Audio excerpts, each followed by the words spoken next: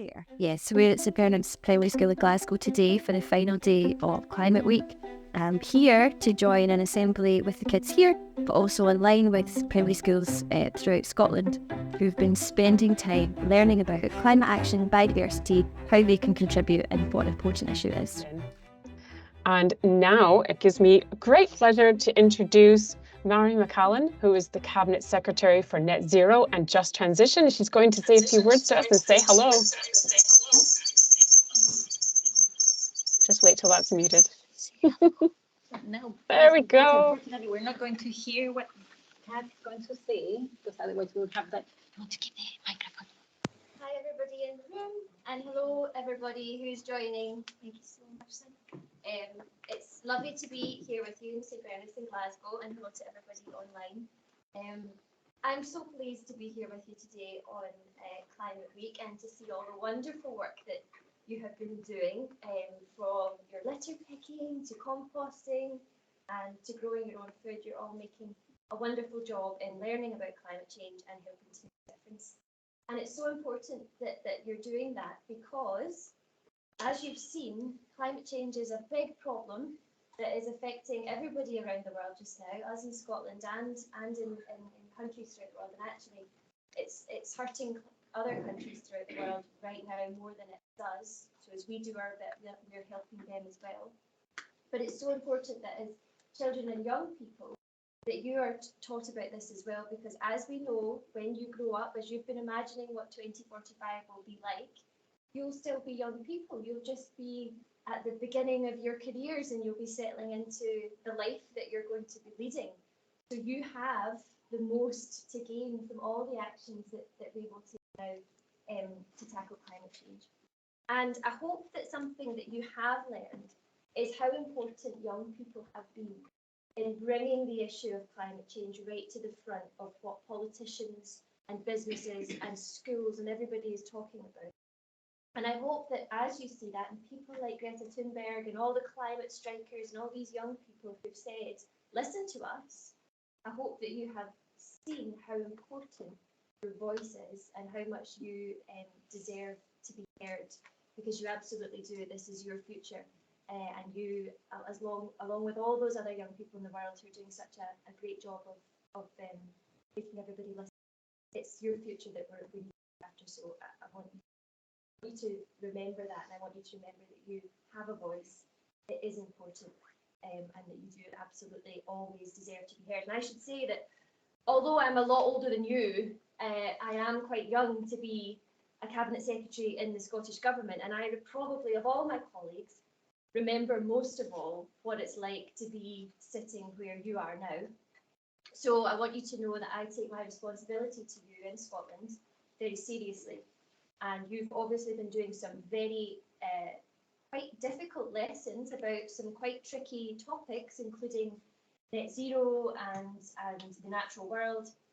If you ever feel like you have ideas of what needs to be done, what's not working, I want you to know that you can always come to me and talk to me about it, and I will listen and I will take your views into the Scottish Government. So that's the one thing that I really want you to take away from Climate Week. You're powerful and you make a difference. But the other thing that I want you to remember is that this doesn't all fall on your shoulders. It can feel like a big problem and a big task that needs to be tackled. And even though we all have a job to do, and we can all individually make a difference, this is not on you, okay? Politicians, businesses, organisations, these are the people, the big people, who can make the big decisions that can make a big difference. And as you've been learning about it, I know it can feel a little bit worrying, so I just want to reassure you that the Scottish Government, we're doing everything that we can to tackle climate change as quickly as we can and to protect the natural world as quickly as we can. And we're doing that through a number of ways. You mentioned the way we've decarbonised our electricity sources in Scotland, but also we're investing in planting trees, in restoring our peatlands, in supporting wildlife. We saw the beavers that we've reintroduced in Scotland. All of these little things, they add up to a much bigger sum. So those two messages from me: you're important, you're powerful, you have a really strong voice, and it's your future, and you deserve to be heard. So keep working and keep insisting that people listen to you. And the other thing is to be reassured that the world is changing, that governments are listening, Scottish governments throughout the world, and businesses are changing. And I hope that collectively, if we all work together, by the time we get to 2045, so much of what you envisaged in your posters and that better world that we will be living in will have come to fruition. And I'll certainly do everything I can to achieve that until all of you grow up. Some of you may become politicians, and then you can do a much better job. Okay, so it's so lovely to join you. Thank you so much. Thank you to all of you for having me. Thank you to Keep Scotland Beautiful for this wonderful exercise that they help coordinate right across Scotland. And thank you to all of your teachers for supporting you and for being great leaders in your lives. Thanks, everybody. And why is it important about having Climate Week? Well, because climate change is happening right now. We've seen this summer in particular the havoc that it's wreaking across the world. And I think that Climate Week, and particularly the work that's been going on in schools, is so important because it's saying to people, we're all in this together. We do have solutions, and if we work together, we can help to tackle what can often feel like a really significant and big and scary problem, particularly for our young people who know that as they grow up, it's going to continue to be an issue that they have to live with. So by coming together, talking about what we can do and what's already being done, I think that really incentivises people to know that they can make a difference.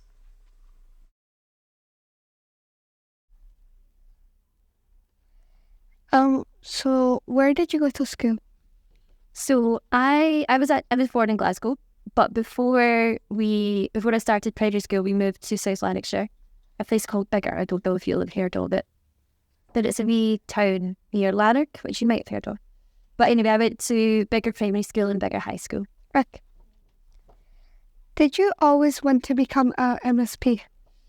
No, I didn't. So I think actually when I was just through there with Primary 7B, I was remembering that I was about that age when I decided I wanted to be a lawyer. And I remember actually going in and telling my Primary 7 teacher that, and she thought, oh, good, well, you've got a wee while to go. But anyway, I was very lucky because I got to go and be a lawyer and then become a politician. Who inspired you the most on your career journey as a politician? So you might know of a lady called Nicola Sturgeon. Yeah. So she is the MSP for a neighbouring constituency here, and she was also the former First Minister.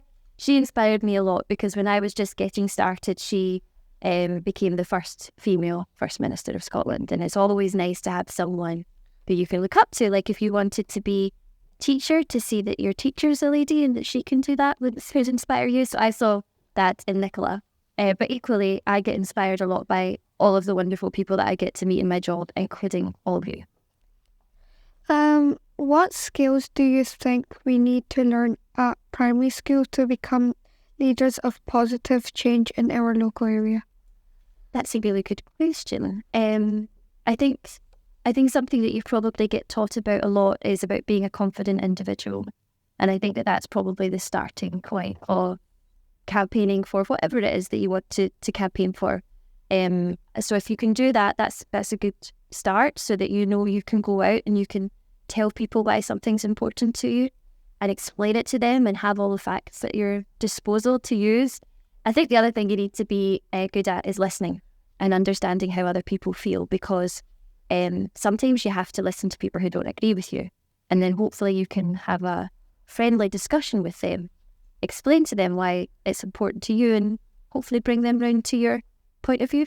And then I think probably just being brave and being willing to go out and do something that's important to you. In St. Bernard's Primary, we participate in a bikeability program and we want to ride our bikes safely, but there are no safe cycle routes in Nits Hill and Priest Hill. How can we work with you to make our local area friendlier for the children and families and encourage them to cycle more? Yeah, that's a really important point. I would be very pleased to work with you on that. So I suppose at government level, we're really investing a lot in active travel just now because we see it as a good opportunity if people can to get out of their cars and to either walk or cycle for short journeys. So that's good for your own physical and mental well-being, but also it helps to reduce congestion and it improves air quality. So we're really investing a lot in that just now. For your local area, what you should do is councils often have a lot of plans for new cycle routes and walking routes that they want to create. So if you speak to them and find out if they've got any plans for Priestill, that would be the start. And if they don't, you should speak to a local councillor or your local MSP who understands the first things here, Scotland, and speak to them about, this is the path that we would like to see, how do we get it done? And there should be funds there to support you to do it. What campaigns can we work with you on this year to work towards net zero targets in primary school? So I was just thinking about that when I was watching your video in the assembly about all the things that you've already been doing. So the litter picking is so important, and it's a really good way for people to come together and to do something and to feel like they're contributing. So I don't know if all of you have done a bit of litter picking, or maybe you can bring your families along as well, because speaking to mums and dads, your carers and your brothers and sisters about that is a good way to bring more people in. The other thing that I saw that you were doing, which was excellent, was growing your own food. If you've got a little bit of space that you can do that, then it's a great thing to do, because you get to see how you can grow amazing food out of very little, and also it's delicious and you can learn then how to cook it. So I think that these things, and I noticed you've been composting as well, so all of these things are really good. But it sounds to me like there's maybe a bit of work that needs to be done on active travel routes in and around your school and your area. So I think that could be something that you could make a big difference in. And as I say, you should speak to your counsellors and your MSPs, and certainly keep me in touch with Okay, that was the last question. Okay. Yeah. Thank you all so much. Thank you. Thank you for being here. Thank you.